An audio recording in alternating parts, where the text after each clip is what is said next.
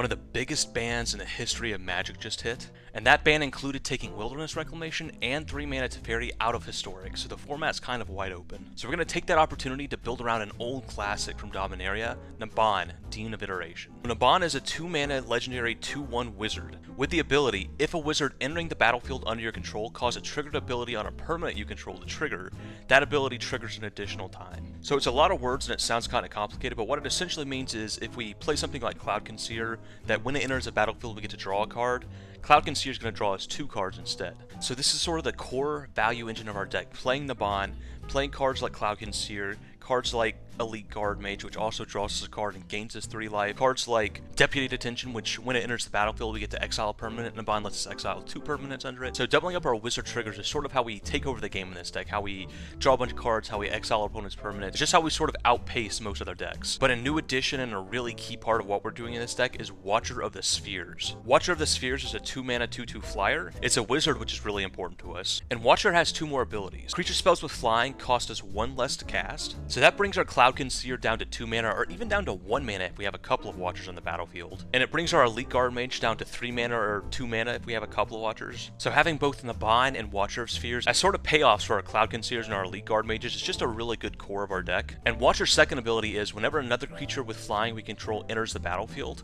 Watcher of Spheres gets +1/+1 until the end of the turn. And because our flyers are wizards, that is an ability that's triggered by a wizard, so if we have Naban on the battlefield, every time we play a flyer, we're going to be double pumping our Watcher of the Spheres, which is going to make it a 2-mana 4/4, a 2-mana 6/6, so in addition to ramping out our flyers, it's also going to be a really fast way to finish the game. But probably the #1 key card in our deck, and the reason to be running this deck, is Wizard's Retort. So Wizard's Retort is a 3-mana counterspell, just counters anything, but if we have a wizard on the battlefield, it's an actual counterspell. It's just 2 blue mana to counter anything, full stop. Having access to a 2-mana conditionless hard counter just puts us in a really unique place in the format, and it's very, very strong. No other deck besides Wizards has access to just a straight up counter spell, and just being able to counter like a Muxus, being able to counter an Ugin against a ramp deck. There's just a lot of decks in the format right now that are trying to build up to one big thing, and being able to just deploy our Wizards and just leave up 2 mana to counter the Muxus, to counter the other big huge play that's going to be this game ending threat, it's just most times enough to actually beat what our opponent's trying to do. And because Wizard's Retort is so powerful, we are running just a bunch of 1-mana Wizards. Because one of the strongest openings we can have is just like turn 1 play a Wizard, turn 2 leave up our Wizard's Retort and counter whatever our opponent tries to do. So we're running Siren Stormtamer as a 1-mana wizard, which doesn't have an enter the battlefield ability to be doubled up by our Naban,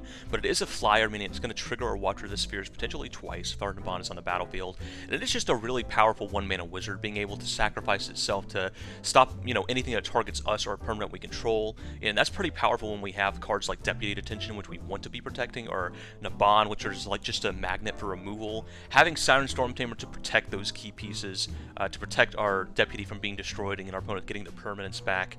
It's just really good card, and being a 1-mana wizard to turn on our Wizard's Retort is just totally worth not having the enter the battlefield ability. We do have a 1-mana wizard with an enter the battlefield ability, which is Overwhelmed Apprentice, but it's actually kind of a downside. We get to Scry 2, which, if that was it, if it was just a 1-mana wizard that Scry 2 and enter the battlefield, we'd probably be running 4 Overwhelmed Apprentice, because that's pretty good to be doubled up by our Naban Dean of Iteration, and it's just a pretty good way to make sure we hit our land drops and such. But in addition to scrying us 2, our Overwhelmed Apprentice actually mills our opponent for 2. And in a format where Uro is kind of all over the place, it's just not great to be giving our opponent like free graveyard value.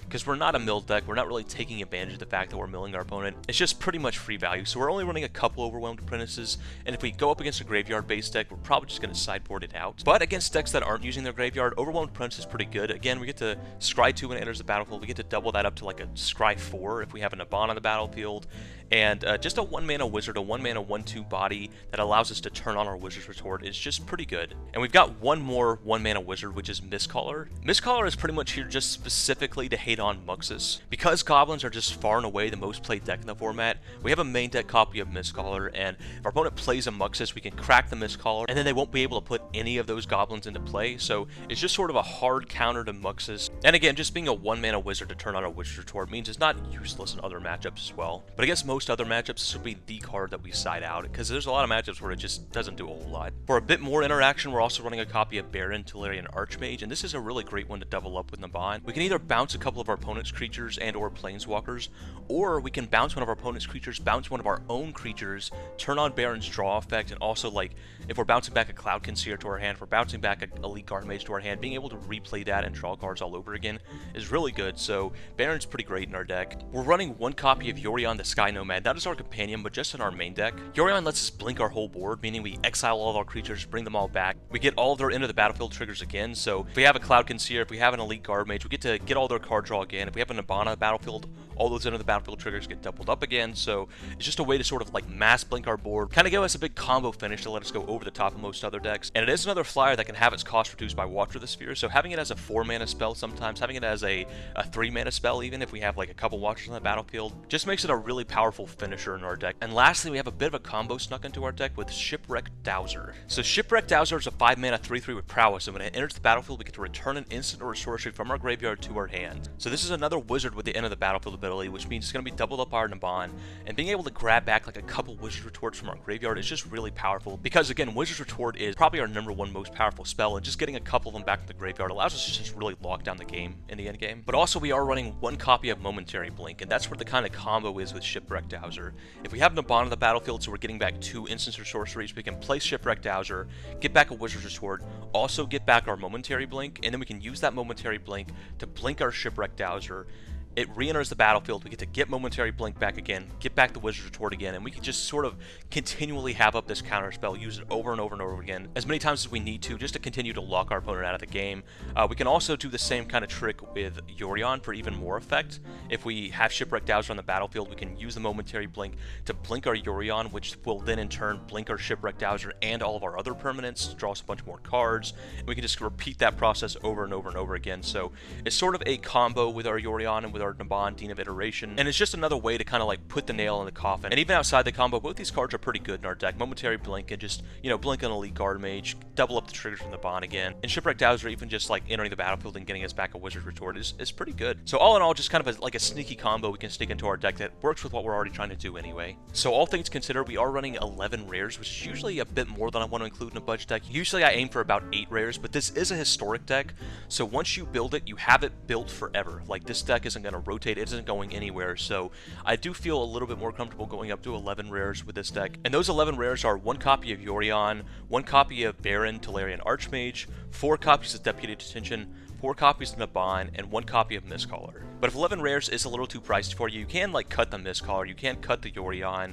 you can probably get away with cutting like the Baron, although it is pretty good in this deck. So the only rares I'd say are absolutely necessary are probably the Nabans and the Deputy Detentions. That's just sort of like really important interaction to have in this deck, and you know, sort of the key combo piece of our deck. So if you gotta cut, you can cut around the edges a bit with these cards like Baron and Yorion and Mistcaller. But again, none of these cards rotate. Once you build this deck, you got it forever. So I think 11 rares is probably worth it if you're interested in the deck. In our mana base, we are running some rare lands, but these aren't necessary. Just run as many as you got, and then just fill in the gaps with like the common tap lands, you know, Azuria's Guildgate, or the enter the battlefield tapped and gain a life lands. And having more tap lands will make the deck somewhat weaker, but you can still try the deck out, and it's just the more untapped lands you have, the happier you'll be. We're also running 2 copies of Unclaimed Territory. It's an uncommon untapped land for us, which is pretty nice, but we can't really run the full 4 copies because, again, Wizard's Retort is just such an important part of our deck. If you feel like you need to, you can run all 4 copies, but just be aware that you're gonna not have the double blue for Wizard's Retort a lot of the time if you do that. So we're only running a couple here just as a bit of untapped mana fixing, but I would caution against going for all 4, because being able to leave up this Wizard's Retort is just a really important part of our deck. So the perfect mana base for this deck would be something like 4 copies of Hallowed Fountain, 4 copies of Glacial Fortress, 4 copies of Fable Passage, and a couple copies of Unclaimed Territory,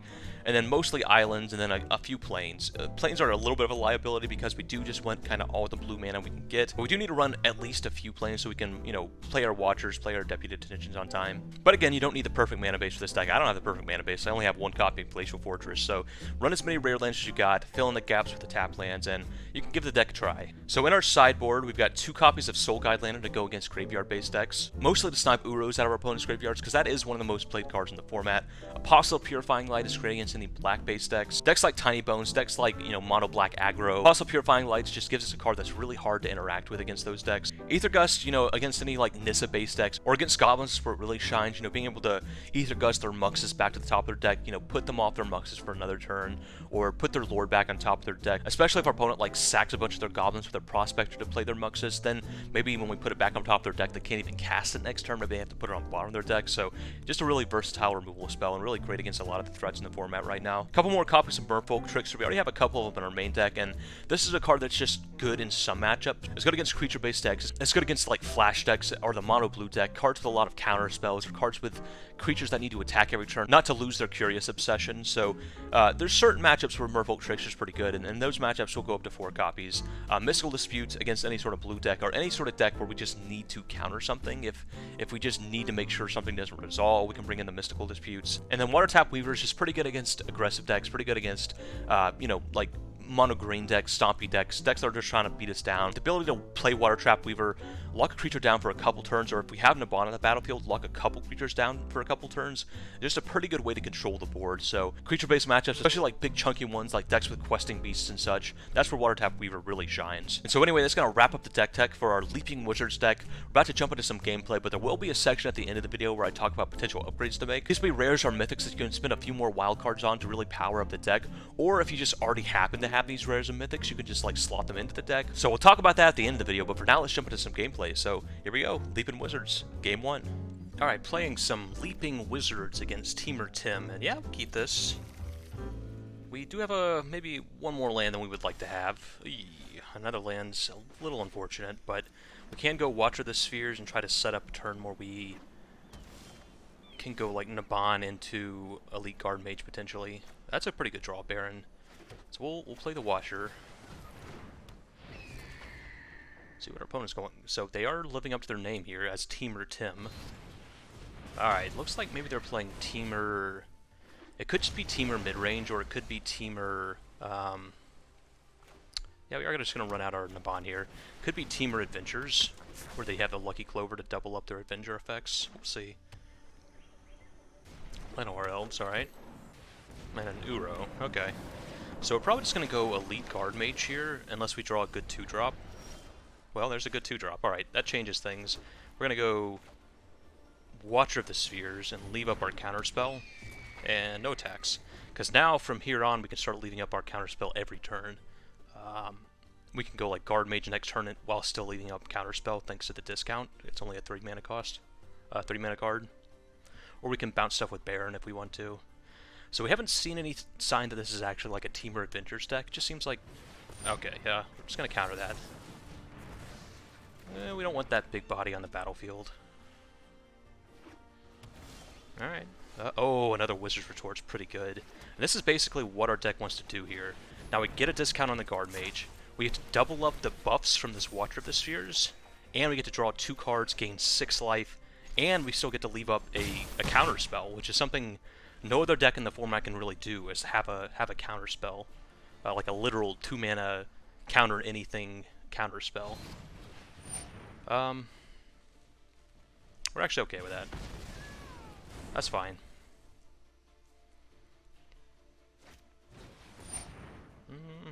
Yeah, Paradise Druid's fine too. Because we can use this Baron. Well, first, get him for some damage. And then we can play Baron. Tapped just a little weirdly there, so we might have to shock ourselves, but we're going to go bounce the Llanowar Elves, bounce our own Elite Guard Mage.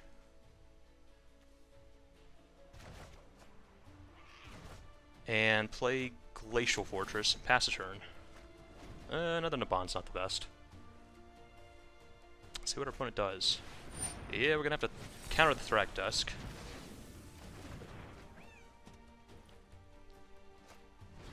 Opponent runs out the Llanowar Elves. Ooh, Deputy's not bad. I think we'll save the Deputy. Let's just run out Guard Mage first. Maybe we can draw into another counter spell. Draw 2 cards, gain 6 life. Ooh, Cloud Conceal's not bad either. Yeah, I think we take the turn off here because we do have this Deputy of Detention to deal with whatever our opponent does. So we're just gonna draw a bunch of cards this turn, get some attackers in the air, attack with our Baron. Pass turn. So now if our opponent just runs out a couple of Bone Crusher Giants, we can eat them up with Deputy. Cavalier's fine too. Cavalier doesn't do all that much. It does give them fuel for their Uro, but that's fine. We can just bounce Uro. I was thinking a lot about what exactly they want to do with these lands. Alright, so they are going to be able to play the Bone Crusher Giant. That's okay, though. Bone Crusher Giant. So here we're going to go Cloudkin Seer first. Draw a couple cards. Ooh, Watcher's pretty good. Play an Island. Play Watcher. And we're just going to kind of go for broke here. Deputy, get rid of the Reach creature, get rid of Bone Crusher Giant. And our opponent scoops it up. Alright, okay. So, Teamer Tim was not able to keep up with our value. So, our opponent is... Opponent's on to just basically Uro with other mid-range pieces. I don't know if there's anything we really want to bring in against that. Soul Guide Lantern, I guess, is probably worth it just to eat at the Uros and the other things they could bring back with their Cavaliers, I suppose. We could bring in the Ether Gust, but I mean, the only thing we saw that it really hits is like, I guess Ether Gusts are probably worth it. We'll go up a couple Ether Gusts, and that's probably fine. We'll think about bringing some more of these in. Water Tap Weaver could be good, you know, at locking an Uro down for a couple turns. Merfolk Trickster, same. But I think what we'll do is just bring in a couple Soul Guide Lanterns, bring in a couple Ether Gusts, go down. Mistcaller's actually pretty good, so we're going to leave in Mistcaller. Probably go down to Overwhelmed Apprentices, just not great. You know, we don't want to be fueling our opponent's graveyard with those. Maybe the whole Shipwreck Dowser and Blink combo will go down as well. Just run it like that. Run a little bit more of just a straightforward value plan. We seem to be able to basically just straight up outvalue them that last game, so let's try to do that again. Alright. I guess we keep this. It's pretty slow. Our opponent did just mulligan twice, but that doesn't mean too much in an Uro deck. Uro is just so ridiculous that it doesn't really matter if you're down two cards. Okay, Watcher's a pretty good draw, though. So we're just going to get this Fateful Passage out of the way. Go get an island. We pretty much... this hand, we do have a lot of white cards, but in this deck in particular, in general, we usually just want a lot of... shock themselves. Okay, a couple Llanowar Elves. We usually just want a lot of blue sources and just like 1 or 2 white sources.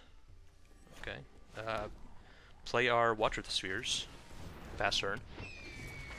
See what our opponent's got going on. Could stomp our Watcher. They could play like a Cavalier or something here. Okay, I'm just gonna shock our dude. That's fine. And run out their creature. Sure. We're gonna go Island, Deputy. Can we just go after their Llanowar Elves? We can get their Bone Crusher next turn. But this way we cut them off of mana. And with having to mulligan twice, it's actually pretty significant.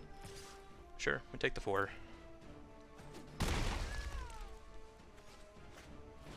Okay, another Llanowar Elf, sure. Alright, so they got a... Ooh, a Baron's not bad. Now we're going to attack with a Deputy. I think we just play the Guard Mage this turn. Start getting some attackers in the air. Hopefully keep hitting our land drops. Okay, Merfolk Trickster, not bad. If we can hit another land or another 2-drop, that lets us do 2 things next turn.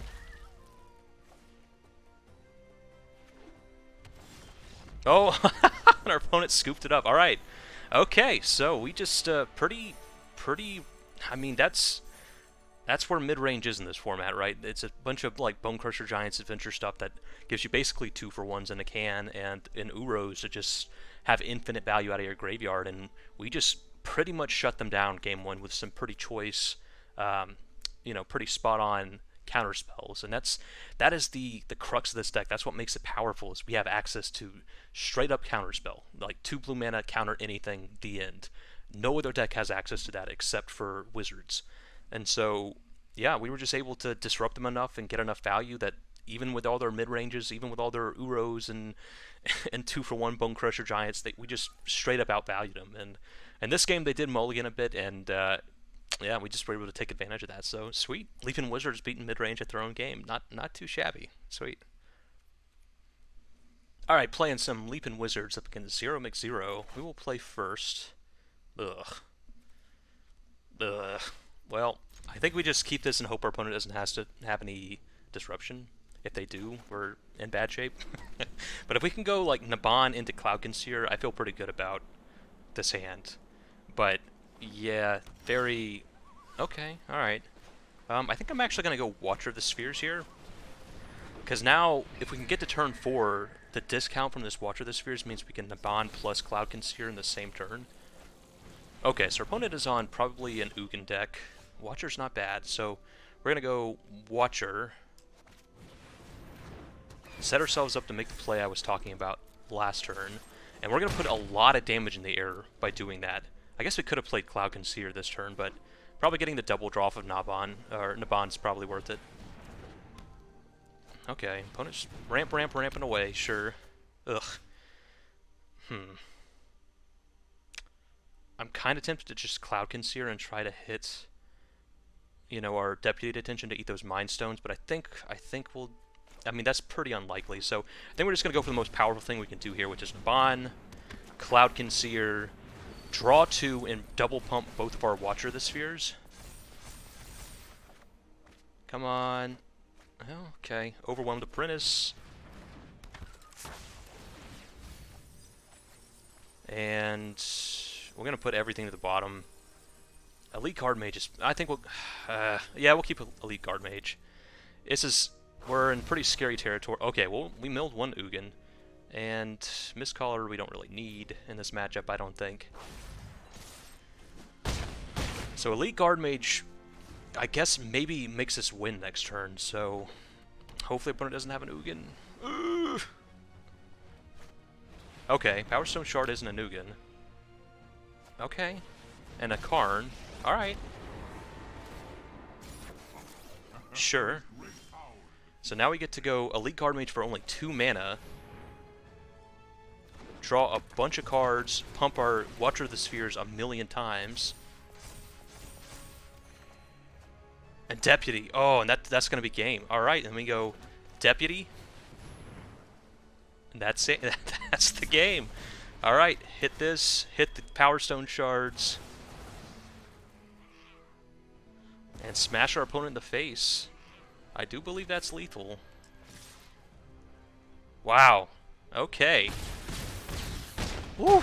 We were a little bit scared they were going to be able to just board wipe us there, but we had to kind of play into it, you know, risk that they had that and put them to dead next turn, which is what we did, and we were paid off for it. So our opponent is on mostly colorless. They've got some blue spells. If this is like most builds of like Ugin artifact decks, so I don't know how much Mystical Dispute is actually worth it. Wiretap Weaver might be kind of good against their mirrors that they're using for ramp. I guess Merfolk Trickster also is good in that regard. I think we're just gonna run it back. If we see anything that we especially want to counter that's blue, we can think about bringing in the Mystical Disputes. I don't know if just bringing in the Mystics or the Tricksters is really worth it on a lark. Okay, well, we will keep this. We get to go Siren Storm Tamer, then hold up, well, a couple counter spells, I suppose. We would like to draw lands and or more 2-drops, though. Kind of got all of our 3-drops here. Treasure Map, sure. Okay, we're gonna actually take a turn off the Wizard's Retort. Watcher of the Spheres, because this unlocks our Cloud Concealers and makes them 2-mana spells, so we can hopefully hit our land drops. We don't want to fall behind on lands. Well, yeah, we're gonna do this. Draw a card. Ooh, okay, well, we're not finding the lands, unfortunately. Next turn we can Cloud Concealer again, try to hit a land, but maybe we're at the point where we have to start leaving a counterspell. I don't know. Oof. Yeah, we definitely want to hit a land somewhere in these first 4 draws or so. Let's see, our opponent's got 4 mana. Maybe just run out of Karn here? Solemn, okay. Up to 5 mana. So next turn they could potentially have the 6... Oh my goodness. Yeah, I think we still... If we had one more land, we could go Watcher of the Spheres plus Cloud Concealer. But I think we just Cloud Concealer here, try to hit a land. Okay, well... I guess that's a land. It's not one we can actually use this turn, but maybe it means next turn we can go like Watcher and also leave up a Wizard's Retort. Hopefully our opponent doesn't have anything too crazy this turn, but I mean they're getting to the point where they have enough lands to do pretty much almost anything they want to be doing here. They could have 6 mana Ugin, right? 1, 2, 3, 4, 5, 6, yeah. So 6 mana Ugin's not bad against us here because they can kill our Watcher with it, and we're gonna have to take some time off killing that as well. And that also kind of unramps us by killing the Watcher, so... Oh, our opponent just scoops it up. All right, so we were able to put up an aggressive enough and evasive enough board. Wow, even with us struggling on mana, we were able to just really take it to blue Ugin here. Wow. So our opponent either didn't have the 6 mana Ugin or didn't think that blowing up the Watcher of Spheres was going to be enough to stabilize. And I guess it probably wouldn't have been because, I mean, even if they did blow up Watcher this turn, we could, if we drew like any land, we could play Watcher and leave up Wizard's Retorts, and then we just have Counterspell up for the rest of the game. Or even if we didn't draw a land, we could do something like play Siren Storm Tamer, hit our opponent for 5 and have them dead next turn, and just leave up a Counterspell to deal with anything that could save them. So our opponent probably actually was dead no matter what they did here, but kind of surprising they didn't even try for it. But yeah, we took down Mono Blue Ugin. Not bad. I mean, it's not like the most powerful deck in the format, but it is a legit deck, and it can do some pretty crazy things. And yeah, we were just able to beat them down basically both games so fast that they weren't able to get to those crazy things. So not bad at all. Sweet. Leapin Wizards. All right. Okay, playing some Leaping Wizards against Shirogane. I think that's white something. I played around on Duolingo for a while. Learned a little bit of Japanese. And by a little bit, I mean like colors and numbers, and that's it. Before I got kind of overwhelmed by it. The opponent is on Enchantress, it looks like. So I don't think we actually want the Mistcaller in this matchup, so we're just going to keep the land. Pass turn. Oh, yeah. Okay, we'll attack. Opponent's on Shrines and/or Sanctums and/or Hondens. So do we want to... I think we just go Babel Passage, crack it. Don't get a blue source. Go get Overwhelmed, or play our other Overwhelmed Apprentice. Mill our opponent a bit more. I don't think we want either of these. Put them both at the bottom. We're looking for like Naban or our Watcher of the Orbs, whatever the card's called. The 2-mana bird. Okay. Get in with our Overwhelmed Apprentices. And I think we... Yeah, I think we Cloud Concealer, draw a card here. They could, we did see that they had a Deafening Clarion, so they could have multiple copies of that in their deck potentially. And they have the red mana now. Chromatic Lantern. Okay. Well, if they go to play their 5-mana Sanctum next turn, we can, I'm gonna go get an island. If they go to play their 5-mana Sanctum next turn, we can just eat it with Deputy Detention, so we're not super worried about that. Here we'll just attack and pass turn. Here we can, if they play some sort of blocker, we can Merfolk Trickster it. Kaya's Wrath. Okay, do we want a Momentary Blink now? I think we do. We're gonna Momentary Blink Cloud Concealer. Draw a couple cards. Offset the damage from this Wrath a bit. Well, we wish we had that Wizard Retort before, but that's okay.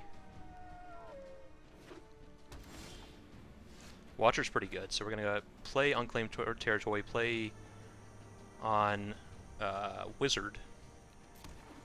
Tap it for white. Play our Watcher.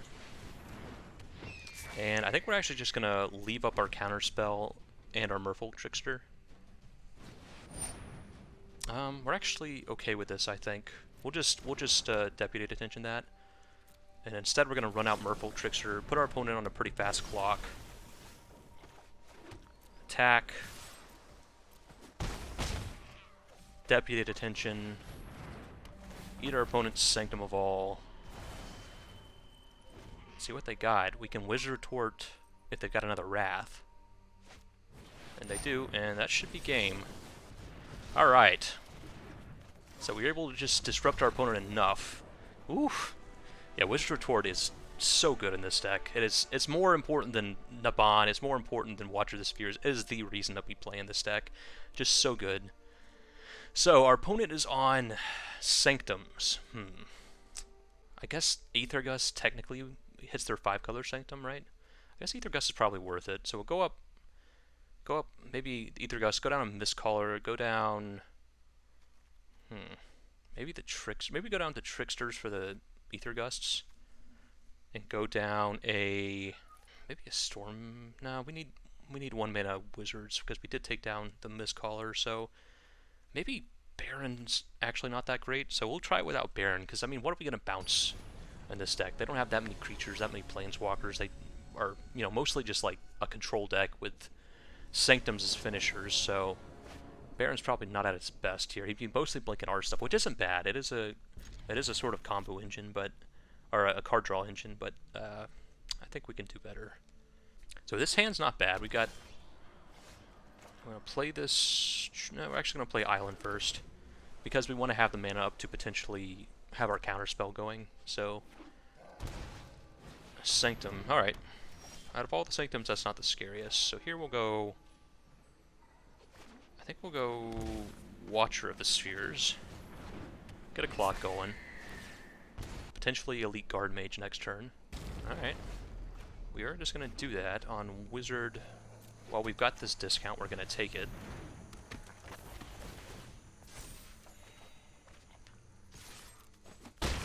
Again, we usually like to play Naban on a turn where we can play him and immediately get some value. Okay, well, we're probably just going to have to Deputy Attention that.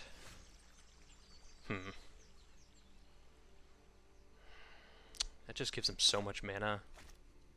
Our other options we go like Naban plus Overwhelmed Apprentice. I think. Yeah, we're just gonna. I mean, this is not the best against like a Wrath, but I think we don't. They might not have the mana for whatever Wrath they want to do. Like they don't have any blue mana right now, so they couldn't do like Time Wipe. So by taking this Sanctum, we might cut them off of a Wrath, and maybe it looks like maybe we did. So here we're gonna go.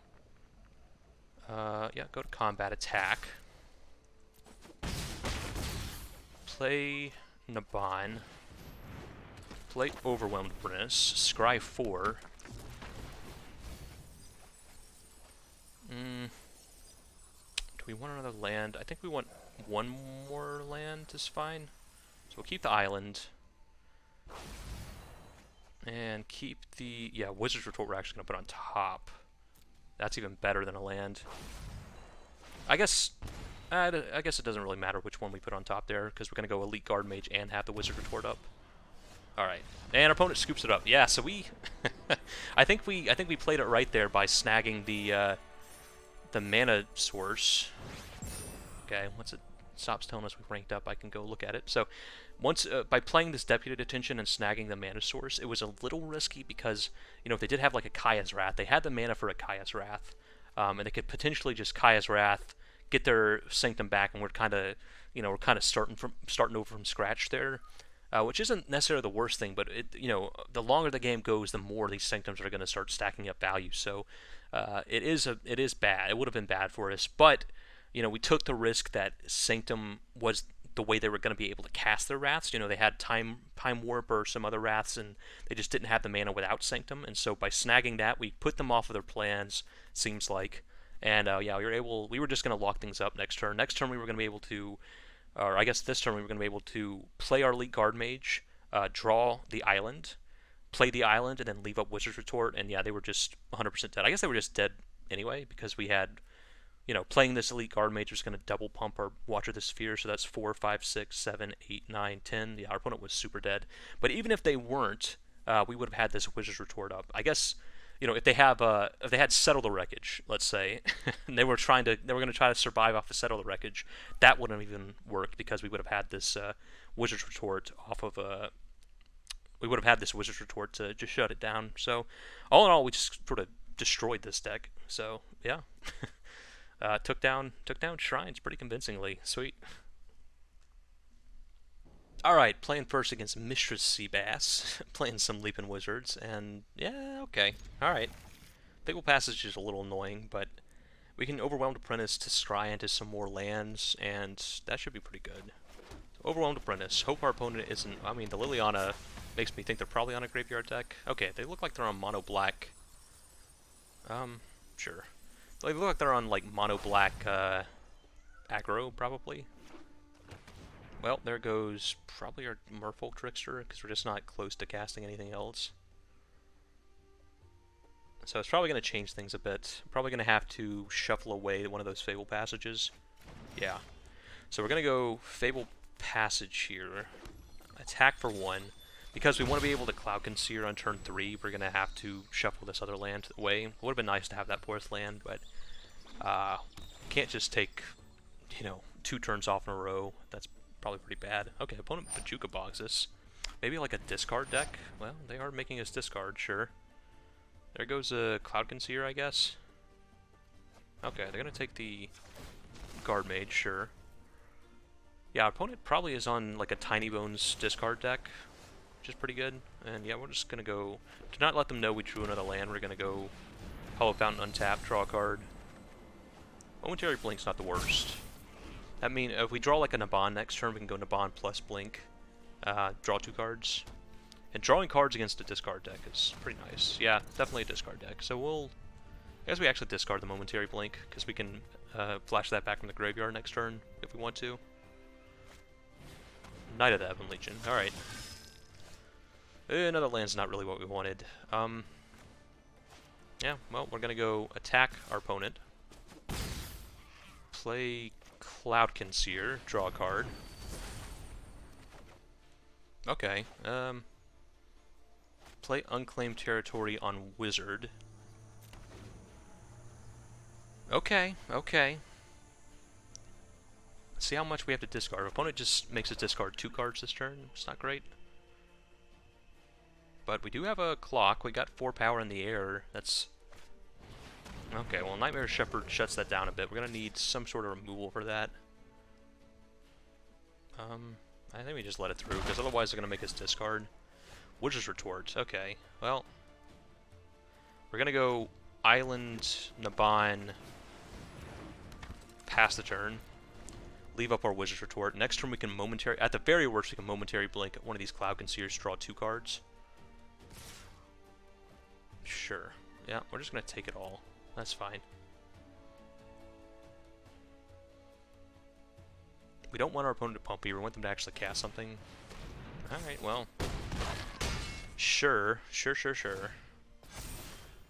Cloud Conceal. Alright, I think we're actually going to Cloud Conceal so that we can leaf up the Wizard's Retort. Now we're going to have to start chumping just to not die. Another Naban. Alright, Fable Passage, crack it. Go get an island. We might just chump with Naban even next turn. Attack for 4. Pass turn. See what opponent's got going on. They try to Planeswalker us here. We can Wizard's Retort it. Sure. We will block the Apprentice with the Apprentice. Take 5. Hoping for some life gain here. If we can double up some life gain, we would be real happy. Yarok Spin Lurker. Well, we will counter that, because otherwise it's going to make us discard anyway, so... Might as well. Hopefully our opponent doesn't follow that up with... Okay, Spawn of Mayhem. Kind of scary. Deputy. Oh, Deputy's good. So we're going to go Deputy Detention. Exile the Spawn of Mayhem. Exile the Nightmare Shepherd. Go to combat. Attack. We've got our opponent dead next turn, so we're just gonna pass. Try to chump with this Naban to stay alive. Hopefully they don't have a removal spell. Okay, Burglar Rats doesn't do it, and we should have game here. We can just chump with Naban and kill him in the air. Whew, okay. So opponent is on discard tribal, but I think we were able to just draw enough off these Cloud Concealers to negate what they're doing. And that was enough to win us the game, so jump in the Naban, and that should be game. No. Attack our opponent. Opponent draws a card on the way out, sure. Alright, so Mishra Seabass on a discard deck, and we just put enough pressure on them. But they did have us on the gun there, but I think this Apostle Purifying Light is going to be great against them. Merfolk Trickster, maybe. We do want to kind of be able to empty our hand. The more expensive cards are going to be pretty difficult to actually get going. So they would go down the Shipwreck Dowser, but we're not actually going to go down the Momentary Blink, even though that is sort of the 2-card combo, because we can flash back the Momentary Blink. Even just by discarding it, it's something we get a little bit of extra value out of. We could potentially go Wiretap Weaver to lock down their vampires for a long time. That's probably better than, like, Yorion. I think I actually just don't have Yorion at all. And go up the Tricksters as well, probably. And go down... I guess Mistcolor doesn't do anything against them. We do want these card draw cards that can kind of dig us out of their discard holes. Maybe go down the Momentary Blink, actually. Go down... Maybe the Wiretap Weavers are a little ambitious. Maybe we'll go down the Wiretap Weavers. Maybe we have enough interaction without that. So, let's just run it back like that. We'll see if we're in situations where Wiretap Weaver would be better than what we have, and if there's a game 3, we might consider bringing that in, because it would be good against what they're doing. I just think maybe we have better stuff. Okay, well, we're going to go Overwhelmed Apprentice. I think we actually keep the Baron only. Maybe Deputy's actually fine.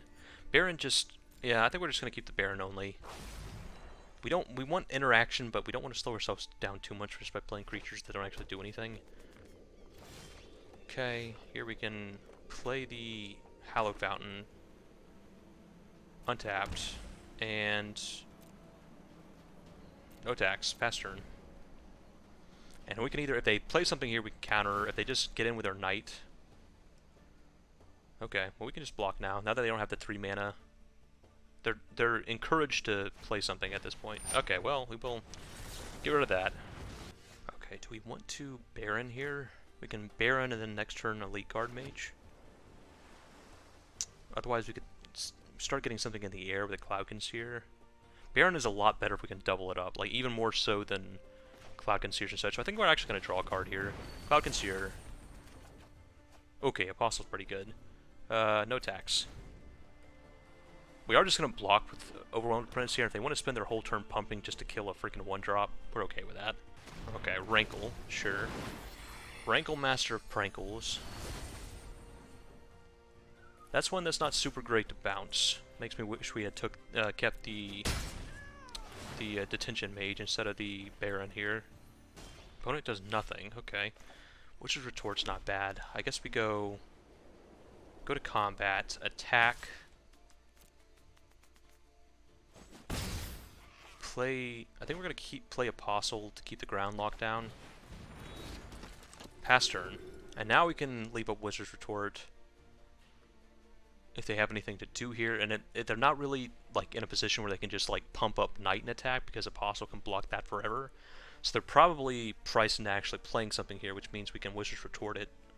And eventually we can start gaining back some of this life with Elite Guard Mage. Well, opponent hits us. Imagine they make us discard. Maybe sack a creature, maybe... Okay, just gonna make us discard. We're gonna discard this Siren Storm Tamer. Yeah, definitely gonna counter the Spawn of Mayhem.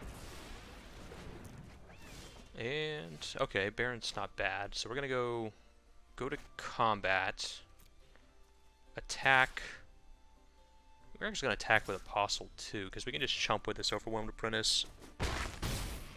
And then we're going to go Elite Guard Mage, draw a card. Glacial Fortress, pass turn. And we're really looking for our Naban, because if we can go Naban, play Baron, bounce the Rankle, also bounce one of our creatures and start drawing cards, that's really powerful. Yeah, okay. If you want to spend your whole turn just killing this one drop, more power to you, buddy. We don't mind that. Alright, they're not going to do that. They're going to actually do something with their turn, which makes sense. Okay, opponent does nothing. Doom Whisperer, alright. Well, that's something to bounce. Oof. Well, we are going to do it. Baron. Bounce the Doom Whisperer. This isn't great, though. We've drawn definitely more lands than we would have wanted to draw. Go to combat. Attack. Everything except the... We could just jump with Baron, I guess. And that forces them to actually pump their knight. Yeah, we're actually going to attack with everything. Play Hallowed Fountain tapped. Pass turn.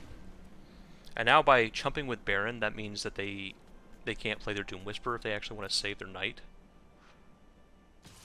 Okay, they're not even going to do it, which makes sense. Yep.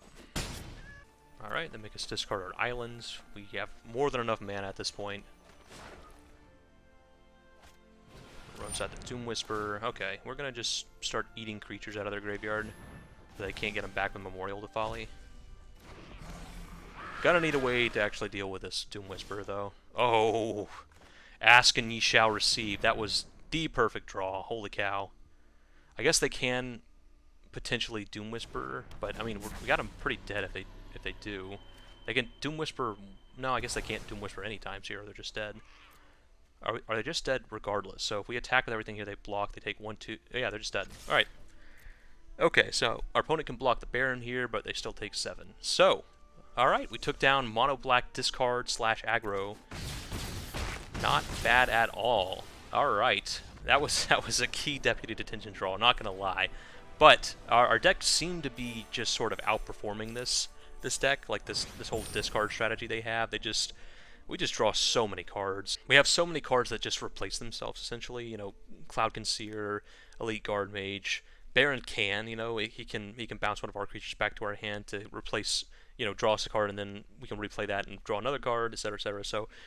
Yeah, we just, I think this is probably just a bad matchup for them at the end of the day. We can be aggressive right back. We have a lot of evasion. We have a lot of ways to make their Knight of the Even Legion just not the most powerful card. You know, having to choose to spend a whole turn pumping it just to get through an Overwhelmed Apprentice is pretty god-awful. So, all in all, we just, we really stuck it to this deck. And this is a pretty scary deck when they get their, like, Tiny Bones online and start training you for 10 out of nowhere. But we just didn't let them get to that point. We were able to be pretty aggressive right back and kill them before they kind of set up any crazy turns. So, sweet. Yeah. Took down mono black aggro / discard. Not bad. So I ended up loving Leaping Wizards. This is a deck that's just kind of right up my alley. I just really love these sort of aggro control decks where you're not just sitting there countering everything your opponent does and then eventually winning with some boring planeswalker. You're like advancing an aggressive game plan of your own while having the ability to control your opponent, while having the ability to counter their key spells and exile their key creatures, and it's just an awesome deck. But now we're going to talk about potential upgrades. Again, these are going to be rares and mythics. You can spend a few more wild cards on these to power the deck up, or if you just already have some copies of these cards, you can just slot them in, power up the deck a bit, make it a bit more competitive. So first and foremost, we can just play some more copies of the rares and mythics we already have in the deck. Baron, Teferi, and Archmage is just a really great card in our deck, because if we're able to double up the triggers, there's almost always something we can do with that, right? If, like, we can bounce our opponent's creatures. If they have 2 creatures, we can bounce 2 of them. If we can bounce a creature or a planeswalker, or the fact that we have all these enter the battlefield creatures, cards like Cloud Concealer, cards like Elite Guard Mage, being able to just bounce a creature back to our hand, like Elite Guard Mage, with our doubled up trigger, and then replaying it again to double up that trigger with Naban. There's just so much value. Baron just fits really well in this deck. So going up to like 2 or 3 copies of Baron, I wouldn't go up to 4 copies, but 2 or 3 would be probably pretty good. Give us a bit more interaction, and yeah, just a great card in this deck. And maybe 1 more copy of Mistcaller if Goblins is a deck in the format. It's like, It's not the best card in the world, but I mean, it's just a really good answer to Muxus, and it's a 1-mana wizard, which just fits perfectly in our deck. So as long as goblins are like a big part of the meta, I would say it's probably worth running a couple of these main decks and just siding them out against most other matchups. But just if you already have one, I don't know if it's worth really spending a wild card on this, because to be honest, I don't know how much longer goblins are going to be in the format. I don't think Muxus is going to be here for the long term. It's just a little bit too powerful for Historic, I think, and it's a little too close to what Winota was doing, and Winota got banned, so I don't know. If you have another copy of Mistcaller, I would say run one more copy, but maybe not spend the wild card on it. And maybe a second copy of Yorion. Again, it is pretty good with our Watcher Spheres being able to reduce the cost, and the ability to just mass blink the board is just nice in our deck. Riptide Laboratory is a fantastic card that was added to the format via Jumpstart that we can just kind of sneak into our mana base. So it's a land that taps for a colorless, but it has another ability. We can play 1 and a blue and tap to return a wizard we control back to our hand. That's just really powerful because it gives us something to do if we leave up our wizard retort and we just don't have anything we want to counter. Like if our opponent just plays a bunch of anemic things or plays something we just don't want to counter, we can instead use that mana to use Riptide Laboratory, like bounce a Cloud Concealer back to our hand, replay it, get its triggers again, double up its triggers from Naban, or if our opponent tries to like kill our creature, that just gives us another way to protect it. We can bounce it back to our hand, protect it from a removal spell. So just a really great and a really free card to add to our deck to just slip into the mana base here. It will be a little rough on our mana because we do want the double blue for like our wizard retorts, but it's definitely worth running at least like 1 or 2 of these Riptide Laboratories. Just a lot of free value can sneak into our mana base. And if we are running more copies of Baron, if we are running like 2 or 3 copies of Baron, Riptide Laboratory is just a straight up combo with Baron. So Baron lets us draw a card on our end phase if we return a card back to our hand. So having that in our mana base, another way to return cards back to our hand, trigger our Baron, re-trigger our enter the battlefield abilities. It's just a lot of versatility with Riptide Laboratory. So definitely worth slotting in a copy or 2 into our mana base if we can. Meddling Mage is just another really good 2-mana wizard to put into our deck. It has an as that enters the battlefield ability, which doesn't get doubled up by our Naban, so it's not like we can name 2 cards with Meddling Mage to cut our opponent off of 2 different cards. But just being a 2-mana wizard that we can like play and, you know, name Muxus, we can play and name Ugin, we can play, you know, there's a lot of decks where they have just kind of a key card, and being able to name that card, being able to like name a Wrath or something, Shadow the Sky, so our opponent can't Wrath our board. It just makes Meddling Mage a really versatile card. At the very least, we want to run some copies of it in our sideboard, and it's just another cheap wizard, which makes it another great way to turn on our wizard retort and so on. It is something we can pick up with our Barons and rename a different card later if we want to like cut our opponent off a card early and then pick it up later and you know, name a different card to cut them off a different card late, we can do that. So just a good disruptive wizard at 2 mana maybe is more worth it than the Mistcallers potentially. Mistcaller is a 1-mana wizard, which is really nice with our, you know, wizard retort, but it's possible just the more versatility. You know, Mistcaller's only really good against Muxus, so maybe running a couple copies of Meddling Mage instead of the Mistcallers is worth it if you've already got some. And just I would definitely just run some in the sideboard at the very least if you have some copies.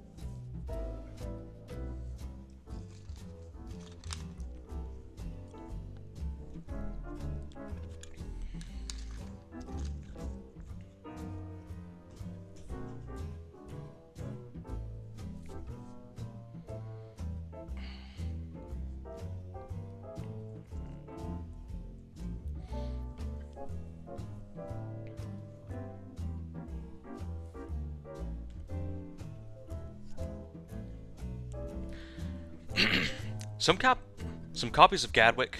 Some copies of Gadwick might be worth it. Some copies of Gadwick might be worth it. You know, some copies of Gadwick might be worth it. So, some copies of Gadwick are pretty good with Naban.